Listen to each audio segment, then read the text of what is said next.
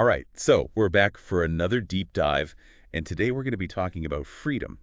Freedom. Yeah, it's such a big idea, right?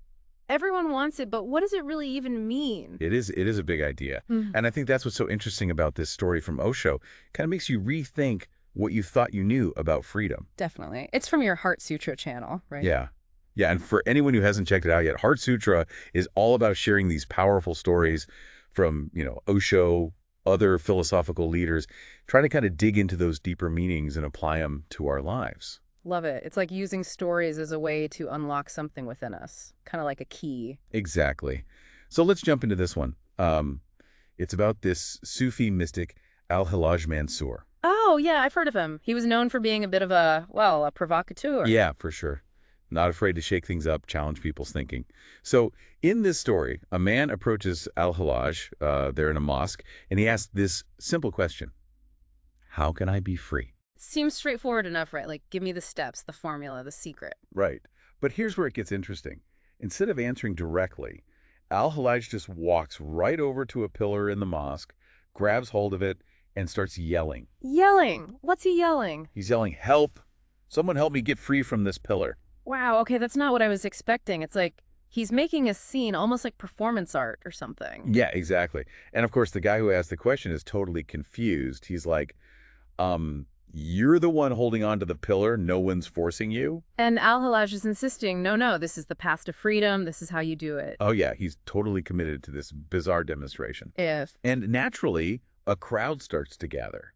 They're all staring, thinking this guy's lost it. I can imagine. It's like, what's going on here? Is this some kind of religious ritual? Is he having a breakdown? Yeah, and I think that's exactly the point Osho's trying to make through this story. We're so quick to judge based on appearances, on what we think we see. Right. We see a guy clinging to a pillar, shouting about freedom, and we automatically think, okay, he's crazy. Exactly. But what if there's something deeper going on? What if he's trying to show us something we're missing? Ooh, I like that. Okay, so what happens next? Does he ever let go of the pillar? He does, but not before driving his point home. Yeah. So the man who asked the question, he's getting more and more embarrassed. He's begging Al-Hillaj to just stop, worried about what people are thinking.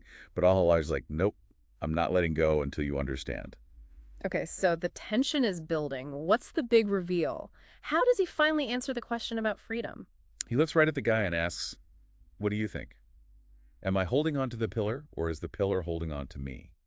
Whoa, okay, now that's a powerful question. It totally flips the script. Yeah.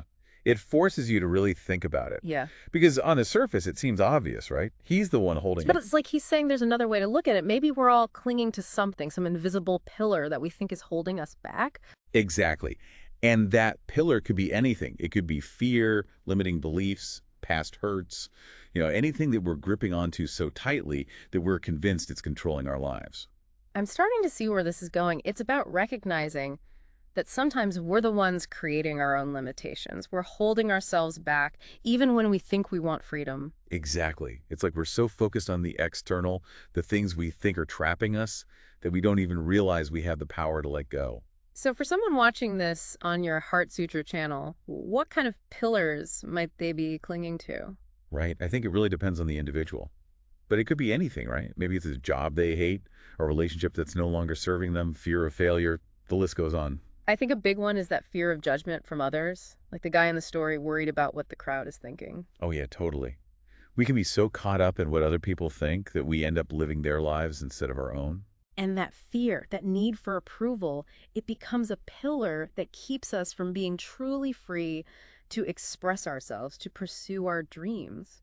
So if someone's watching this and realizing they're clinging to some pillars in their own life, what can they do about it? Well, I think the first step is awareness, right? Just noticing those thoughts, those beliefs that are keeping you stuck. Yeah, like catching yourself when you're saying things like, I can't do that, or I'm not good enough. Exactly. And then asking yourself, is that really true?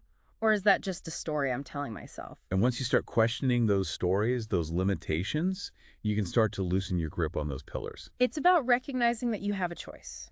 You can choose to hold on, or you can choose to let go. And letting go, that's where true freedom lies. So powerful. And if you like this story, please follow us for more content like this and ask for subscription. And remember, freedom is not a destination, it's a journey. Absolutely. Thanks for joining us for another deep dive, and we'll see you next time.